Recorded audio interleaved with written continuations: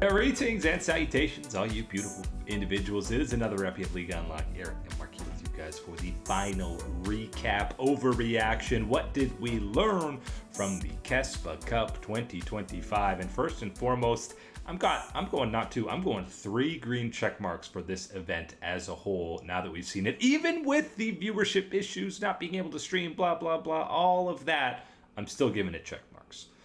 Yeah, I'm right there with you for it. I think this is a massive success and improvement over previous years, and it kind of sets the bar, sets the table for what you can look at or what you want to see in other regions to try and replicate, try and find a way to see the value that you think is there at this event, not only for the teams, the individual players, but I think strictly from a fan perspective, the value that this brings to your region, to your league. I think there's absolutely ways to discuss about that. And I think the Kespa Cup in this iteration, this year, yes, outside of some early streaming issues, is a fantastic success.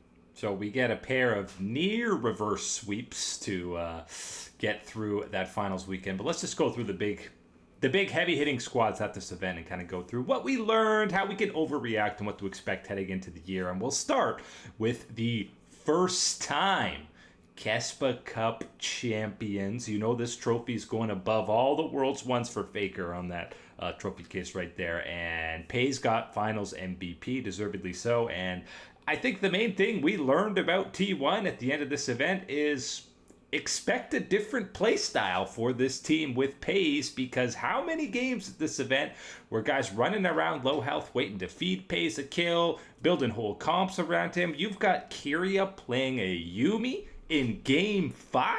If that's not a sign of things to come and a change in play style, I don't know what is. Well, when you can pair it alongside Pays' Zeri, I think you might settle for playing the Yuumi in that situation.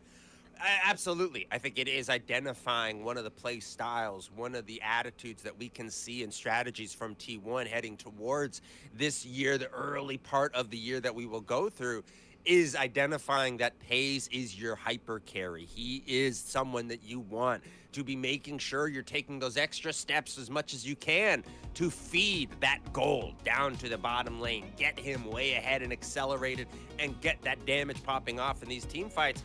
And everybody on T1 was more than capable and more than ready to serve that purpose and set him up throughout these games that are going right. I think it was a very up and down type of tournament overall from T1, but when you are able to see the ups, the wins, where they are dominating and crushing, it is so overwhelming with this roster, with Pays functioning as that hyper carry, that yes, that is one of the avenues, one of the play styles I would bet quite a lot of your bottom dollars on that is going to be seen from T1 at the start of the year. And that's, T1 not completely dominating, being clean is kind of their MO. At least the last 2 world championships, you weren't saying this team is absolutely dumpstering everybody. They just have absurd plot armor, and somehow it's leaked down into the Kespa Cup here. But you heard a lot of these guys talking about, it was kind of, they were going into this as a for fun event. And then I think it was owner saying, well, and then Pays told us he wants to win the cup. And we go, okay, we're going to lock in and get this for Pays. And here they are hoisting the trophy. I think one of the other added benefits or secret things about this is the fact that it was a little bit messy for T1, that they did have to go the distance throughout these series. Pays talked about it, the advantage and what he is, kind of early eye-opening things within his experience with T1. Part of it is going through those full 5-game series, seeing how the greatest of the greatest, Faker, adapts throughout a series. Game 1, 2, 3, 4. How he's changing all the way through that until the final Silver Scrapes game. Pays was talking about that type of experience, that type of journey with this T1 team is going to be something that you can learn from and can grow from. And for that, with this championship for T1, I think is absolutely the extra cherry on top of it all for them. This offseason, yes, you don't want to ever lose a player of Gumayushi's stature and the way that things handled out and how you handled it leading to how things played out. But to have a replacement like Pays step on in and to get this type of experience with the group this early, I don't think we've ever seen a home run like this one from T1. And talk about the individual pressure for Pays going away heading into the actual LCK season now. Already got a tournament title and MVP under his belt. You feel like if you were actually seeing his first stage and debut games with T1 in week 1 of the LCK Cup, you'd be maybe feeling a little shaky. I'm sure he'd be nervous, but now having this whole warm-up tournament, easy peasy. Yeah, you've been here before, absolutely. And having that type of, getting that out of the way in this regard for a quote unquote meaningless tournament type of thing is the value for this T1 roster with Pace. Being able to hit the ground running without that type of added pressure and expectation. You've already proven that you are a worthwhile replacement, that you can bring this T1 and be a part of this T1 roster winning a championship. Yes. Kespa Cup championship, not a world championship type of situation, not getting ahead of ourselves. But to get that out of the way early, get that verification, validation, check mark type of thing with your performance on the Rift in a T1 jersey, absolutely mega to get that before we start hitting the real deal games. The squad, they dismantled 23 kills to 1 in that deciding Game 5, where they almost got reverse swept, obviously, was Hanwha Life. And, I mean, honestly, despite a kind of crushing Game 5 loss, I think you're still taking positives for this new-look squad with Guma and Kanavi in. Kanavi fit in seamlessly, and still too early to know what the impact, macro-wise will be having him in over Peanut. Guma looked great. It was just 80 carry highlight reel plays throughout this whole tournament. And the Kassadin game out of Zeka was pretty bad. He did, less damage than the Yuumi. That's bad. But aside from that game, I feel like Zeka actually had an incredible tournament, and he's the guy I'm feeling the best about on Hanwha after this event. It's rough because of obviously the significance of where that Cassiopeia performance or underperformance is in regards of all these things. But yes, his tournament as a whole is of that level that you wanted to see from him. One of the questions that you had for this Hanwha Life team, one that is, again, gearing themselves up to be an elite contender within the LCK, Zeka's performance and the consistency of it was going to be one of the questions. And yes, it's not, I don't think, a unanimous yes plus on how the performances all went and the consistency of them at this event, but more than at that type of elite level that it's going to have to be at for this Hanwha Life team to represent as one of these big, scary dragon monster heads of the LCK, which I think they absolutely can, given what we still have seen from Zeus. Seen a pretty quick and easy transition for someone like Gumayushi to meld and mesh with this roster and find success for himself.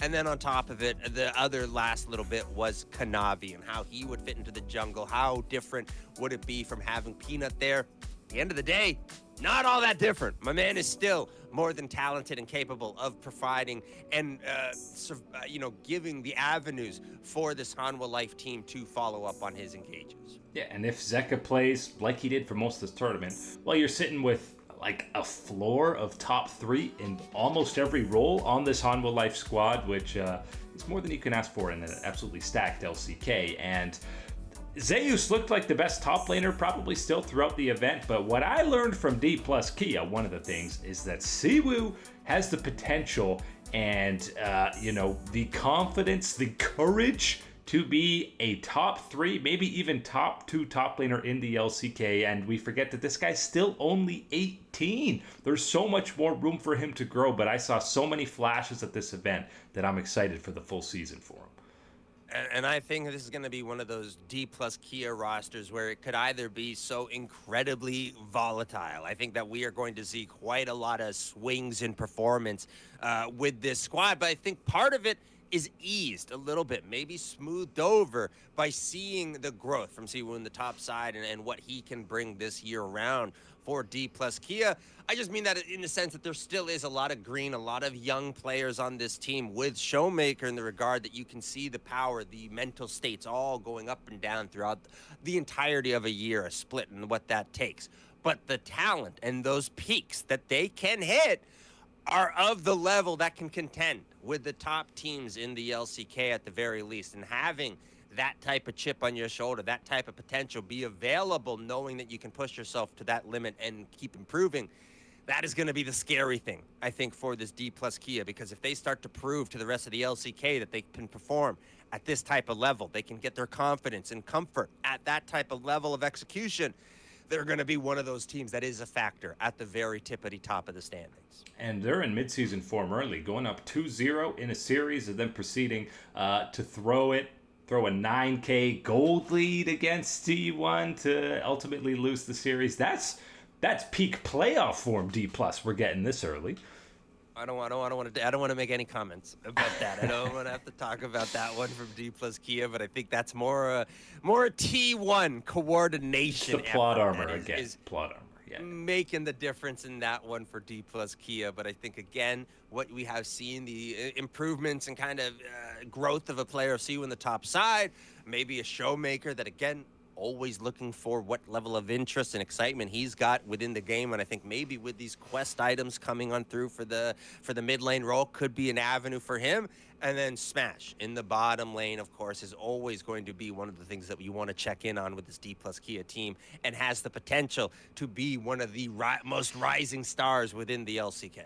Yeah, and I think we immediately saw Smash in career. Again, Mickey Mouse tournament, but the bot lane immediately looks like an upgrade for D+. The synergy, I've seen some of the behind the scenes with Smash and Lucid. They look like the synergy's on point. And truthfully, I think Smash's performance is probably a bit lost in the chaos that is FaZe and Gumayusi debuting with their new teams. But Smash had a pretty rock-solid debut as well. And really, now you're looking at the LCK AD carry pool. You throw in Diablo and Ruler to the three guys at this event, and that role is absolutely stacked. And I'll go even one further and say this is maybe the most stacked the LCK has been, I don't know, ever, when you look at the top 4, top 5 teams.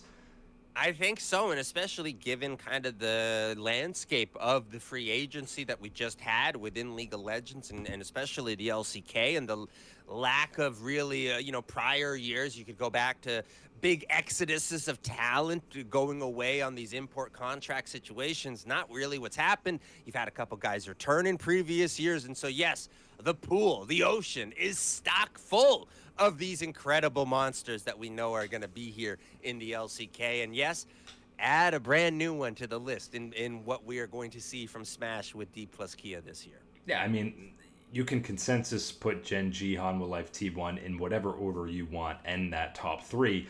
And then, D plus is the placeholder for 4, but even we've seen KT level up. We've seen Nongshim show these moments. So even the battle for the 4th seed at the LCK is like almost championship level, and then the top 3 are like legit contenders at any international event that we're going to have the year. We've in history, had the T1 versus Gen G, absolutely insane at the top of the table. Hanwha Life kind of snuck in last year, but it really feels like as former T1 members and Gen G members are all intermingling together, this makes for this unbelievable 3-headed dragon atop the table that I don't think we've seen in any league before.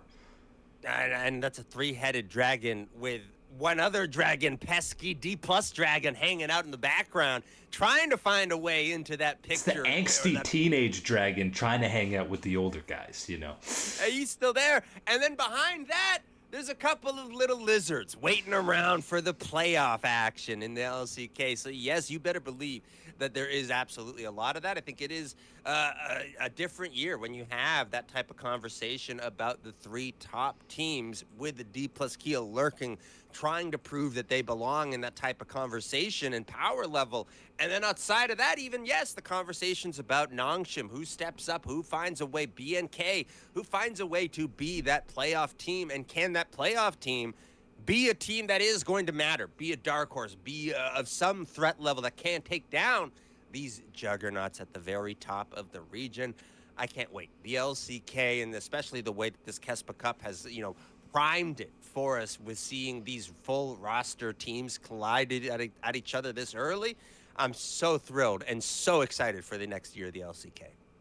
You didn't think we'd talk about the Kespa Cup full recap without mentioning again our old NA faithful, the 2 LCS squads, the number one thing we learned, and I took a big huff of copium before this one, and that is Cloud9 Team Liquid LCS, they're a playoff team in the LCK. Bare minimum, C9 beats BNK Furex. Both C9 and TL lose to Nongshim, who look like a playoff team. So we learned from this event that the LCS is at the very least a playoff caliber team in the LCK. Easy. I can get on board with enough of that hopium and copium to get to that conclusion. I don't know if we're going to have a year-long supply to stay at that type of level because we'll have to see for the LCS and how things have gone. But I think at the end of the day, what you're comparing and where you've seen, again, Mickey Mouse tournament, super early, all these type of asterisks that you got to throw onto these type of statements. But what you saw from Cloud9 and Team Liquid is of the same or comparable type of levels for the squads that are anticipated to be on that playoff line, playoff bubble territory for the LCK. So yes, it isn't out of the question to say that. And I think, again, it provides a picture, better understanding of how sometimes the LCS is able to rise up to the occasion on the international stage, make it difficult, get the upset, whatever type of situation. You can put that to the same way in the LCK of when you see a Nongshim, whoever, at BNK make those upsets against these top expected teams. So to see that here in this time around, a little bit of extra validation for our guys, and I think some extra experience in their back pocket to take into freshly for this new season. The actual non-memified thing to take for the LCS from this event is how successful it was and how to replicate that in some way in North America. Because I think, number one, the reason this tournament was so successful is there were these big off-season moves with Gumayushi, with Pays, with Smash, and the starting rosters were actually playing, right? If it was subs, obviously nobody really would have cared because they had that big Disney Plus sponsorship. You know, these starters had to come. So if you're the LCS, just building hype for roster moves is a reason enough to have this preseason tournament. So invite some, do what the LTA was supposed to do. Bring the CBLOL, bring LATAM, bring some NACL teams, make a 16-team bracket with some of these other regions and even tier 2 regions that we're seeing here, and get a big sponsor involved. I know that's easier said than done. I don't know why Riot doesn't just do that all the time, but get something outside of Riot that wants to get eyes on it. I know it's scary to invite corporate sponsors like that, but if you can do that and get a 16-team bracket with some new rosters, what's there to lose? I'm all for it. I think that is the type of play that you have to make if you are the LCS. And again, one of the avenues that you can use to justify this is go to that fan response to this Kespa Cup, to the fact that it was going to be region locked and the demand and interest to see not only, of course, Cloud9 and Team Liquid play, but just the fact that it is an event that is having these starting lineups there. You get that early look. There's a reason why spring training games sell out in baseball. People want to see these games, the experiment, the off-season changes, all in a place where it's not necessarily an event that matters to the significance, the degree that the regular season, that playoffs, international events can all equal out to. Having an environment where it is for fun, Mickey Mouse, whatever, you can just write it off, but getting those little glimpses, those looks of actual gameplay from your squad, from these changes, is absolutely a valuable thing for fans and for building a fan base, and for the LCS, who again still needs to keep building a fan base, needs to finding ways to engage and grow. This is an avenue that I think you cannot pass up, or a quick early sign here from that interest with seeing the Team Liquid or Cloud9 at the Kespa Cup, that you can't find a way to replicate it to some degree here. And again, utilizing and maybe taking advantage of what the LTA was supposed to be all along by involving LATAM, Brazil, and whatever else you want to throw into this one at the early point of the year. Yeah, and you're amalgamating what some of these cross-conference events were supposed to be with the LTA and bring in what the old lock-in tournament was. You know, that was the preseason. You had kind of a regular bracket run to get through, but the opportunity there, they had so much fanfare stuff outside of the Riot Games Arena in California, right, where you had all these pop-up things that different teams were doing to kind of excite fans, and you're giving that opportunity to teams that maybe wouldn't always get that, either a tier 2 NACL squad or some of the lesser known LATAM CBLOL teams. So just feel like the absolute potential is there for them to do it. And you even saw here, it was only the semifinals that were actually offline on stage. You can have online matches for the majority of this tournament to save money too. I think that there's so many avenues that can be used for this one to create a tournament like this in North America. And I think, again, you can reach out to whatever sponsors you need, whether that's like a Mr. Beast Feastables bar tournament or whatever the heck it's got to be. Make a streamer team. Make a for fun streamer team that's in the event. Sure. Get Shopify Ludwig on the phone or whatever. We can find a way to get this going. But I think, yes, what you have seen from the Kespa Cup, what was supposed to be for the LTA, and I think you can combine that with just the overall interest that we have seen in League of Legends, and especially knowing the, cross-referencing with traditional sports, that excitement for preseason and people wanting to get those early looks, as early a look as possible on what off-season changes, roster changes have gone through. Why not find an avenue for it? And I think given the interest and excitement around the Kespa Cup, it would be foolish for the LCS not to try and formulate a way to capitalize on that next time around. And it was the perfect mix of serious event and for fun, because there was still some high quality gameplay from these star players, but it was more just highlight reel, hands diffing. You look at the kills per game throughout this tournament, and they're like 50% higher than what a typical LCK series is. So it was that balance of still good enough gameplay, but you could tell the guys were having fun. I would hesitate and make sure to say to the organizers, don't read into that the wrong way and say, all right, well, let's... Especially the LCS. Yeah, the LCS way of going, well, let's throw a gimmick into this tournament, right? In the way... No, you don't need to do that. It literally just, again... Let the games happen. Let them play. Let them do all these things and play it out. The excitement will be there already just because of the changes, because of seeing these things happen. Don't need to manufacture it in any other type of way. But that is advice that will go on deaf ears probably for the LCS on the side of things. So expect an arena mode that actually decides the entire tournament. But we just hope they do something. But that is it today for League Unlock. Eric and Mark here with you. Absolute beauties. Thanks for hanging out. And we'll catch you on that flippity flip.